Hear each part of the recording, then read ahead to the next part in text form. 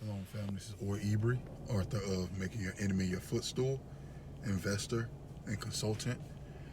So, sitting here doing some thinking this morning, listening to a couple of things, and one of the things that came up that I was listening to was talking about the scripture verse that says, "Elohim will not be mocked, for whatever a man sows, so shall he reap."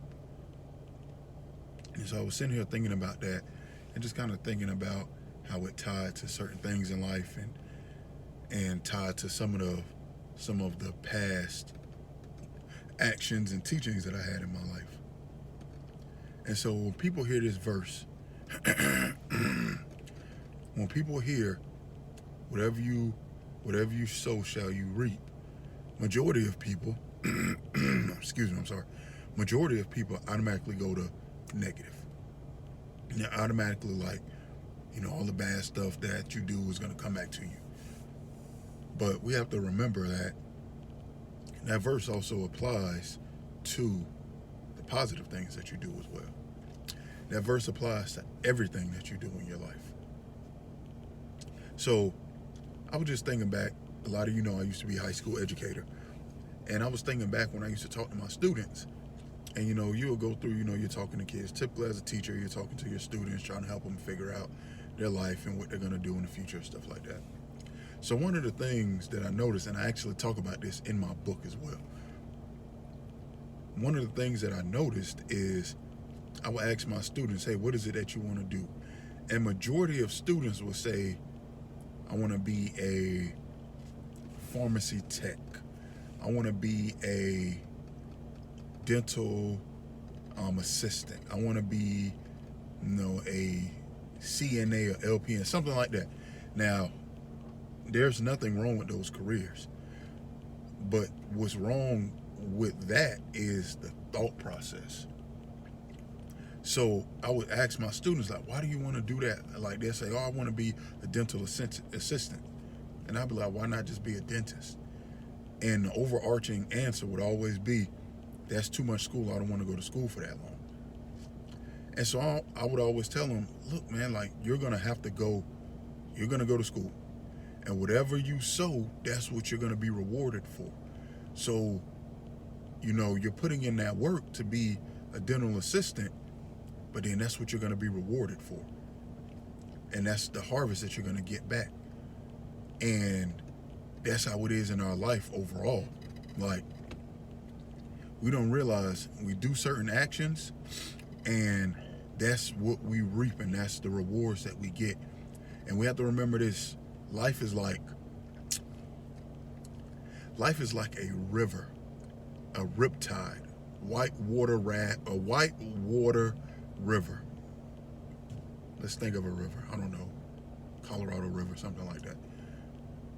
And you have all of these strong waves pulling, the tide downstream, and you have all these white rapids, and you have all of these rocks and all of this thrashing of water against things, and then you got these animals that's in it and on the sides, all of that. That's life. That is life. And the thing is, once you get in this river of life, it's very, very, very difficult to pull yourself out. It's not impossible, but it's very difficult to pull yourself out of that current that you've allowed yourself to get pulled in. So for the younger ones of you all who are listening to this, before you go get in this river of life, make sure that you allow yourself to get all the equipment and tools that you need, because you're going to have to get in the river. Simple as that. That's life. You're going to have to get in the river. But there's a big difference between getting in the river in let's say, a kayak with a life vest, the proper paddles, proper helmet, tie downs, emergency kits, water preparedness, like water shoes, all of that. There's a big difference between getting in there like that and then falling in the river, you know, and maybe you have on a life vest. Maybe there's a big difference. And so if you just fall in the river with just a life vest, you're gonna get beat up against the rocks. You might get eaten by an animal. As a matter of fact, 9 times out of 10, the current is gonna pull you under and you're gonna drown, even with your vest on. Now, you have a kayak, have a lot better chance of surviving. Yes, you could flip over in the kayak, all that, but we're not here for that. You have more tools at your disposal to be able to get through and enjoy the river, to ride down the river. And that's how life is.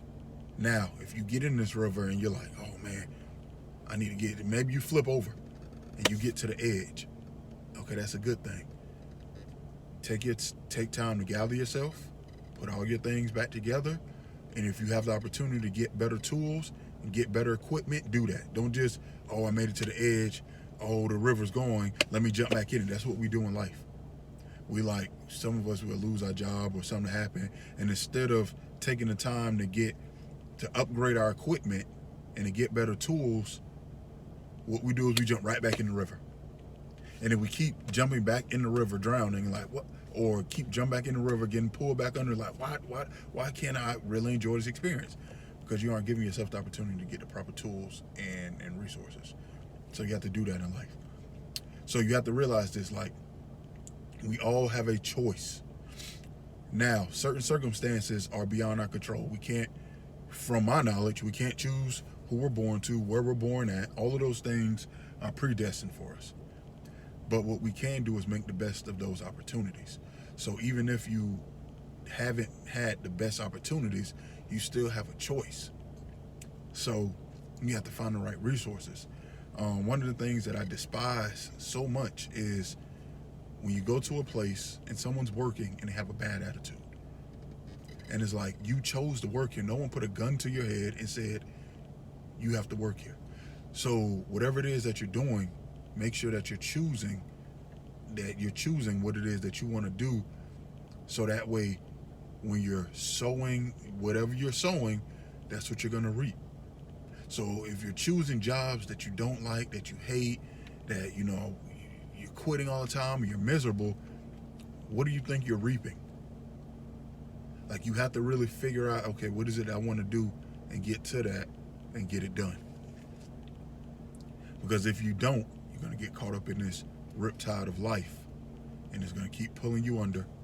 It's going to keep flipping you, and you're not going to be fully prepared because you didn't take the opportunity to prepare yourself. So as we move forward, we have to make sure that, okay, I'm doing what I need to do. I am making sure that I am choosing what it is that needs to be done, and I'm adequately preparing myself for whatever's coming up for me, whether I know what it is or not. Because if I don't, then I'm going to get caught in the riptide of life, and it's going to be very hard for me to fight it. It's going to be very hard for me to survive it. So you have to make sure that you're doing what it is that you need to do, so that way whatever it is that you're sowing, that in which you reap, it will be bountiful, plentiful, and of a good harvest. So I want to say, go heal, go build, peace, and shalom.